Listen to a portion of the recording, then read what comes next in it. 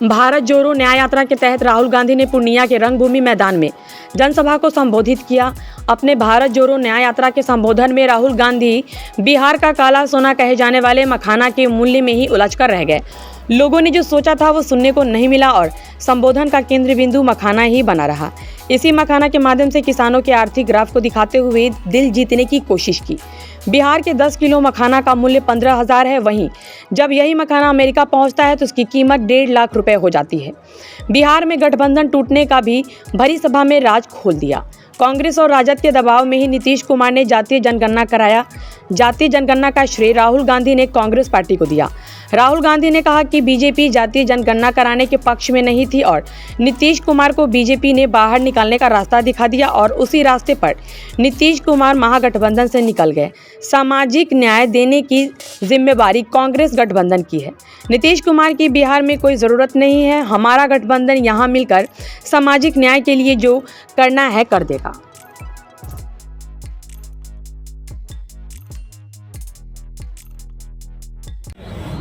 मैं आपको बताता हूं,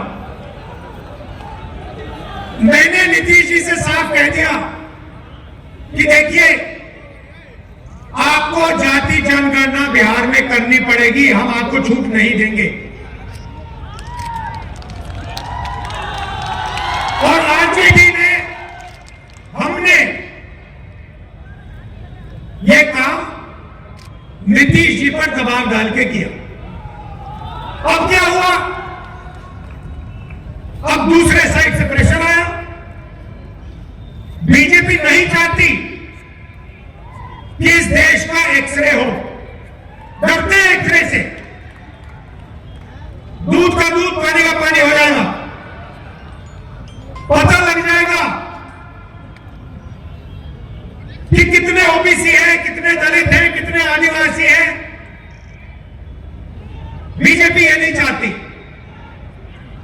बीजेपी चाहती है कि आपका इधर ध्यान जाए, उधर ध्यान जाए, आगे पीछे ध्यान जाता जाए, मगर सामाजिक न्याय पे गलती से भी आपका ध्यान ना चला जाए। नीतीश जी बीच में फंस गए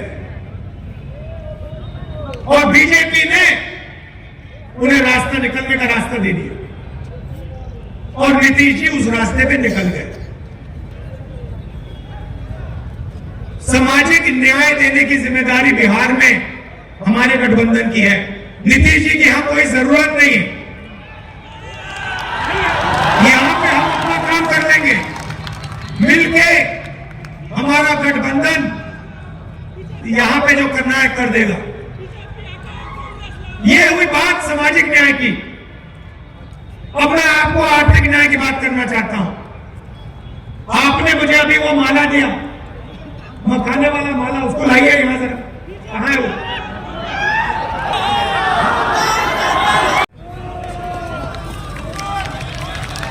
इसके बारे में कोई बोल नहीं रहा।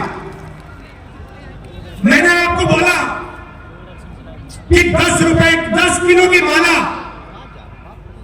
अमेरिका में 1,50,000 रुपए के लिए बिक रही है। आप हैरान हो गए।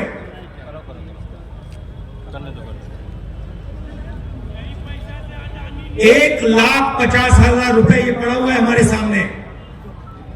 इसमें से 2-3 हजार रुपए किसान के जेब में जा रहे हैं। क्या यह न्याय नहीं है? सबसे बड़ा न्याय है। तो जब हम आर्थिक न्याय की बात करते हैं, हम चाहते हैं कि अगर ये 1,50,000 रुपए की माला है तो कम से कम 30-40 हजार रुपए तो किसान के हाथ जाए। अगर मैकेनिक काम कर रहा है, मोबाइल फोन को कोई ठीक कर रहा है, खेत में काम कर रहा है, उसको अपनी मेहनत का सही फल तो मिले। और जहां भी देखो हिंदुस्तान में, मैंने छोटा सा उदाहरण दिया आपको, जहां भी देखो जो गरीब है, कमजोर है, हाथ से काम करता है, उसको अपनी तपस्या का फल नहीं मिलता देश में। तो ये दो बातें मैं आपसे कहना चाहता था। एक, किसकी कितनी आबादी है,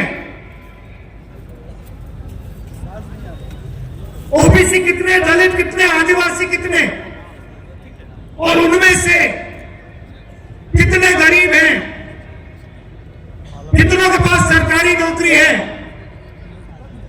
कितने कंपनी में काम कर रहे हैं, देश का एक्सरे। और दूसरा बहुत महत्वपूर्ण सवाल, 1.5 लाख रुपए की माला में से हमारे किसान को 2,500-3,000 रुपए क्यों मिल रहे हैं, ज्यादा क्यों नहीं मिल रहे? यही दो सवाल है हिंदुस्तान के सामने। बाकी सब आपके ध्यान को इधर उधर करने की बात है। अब आप कहोगे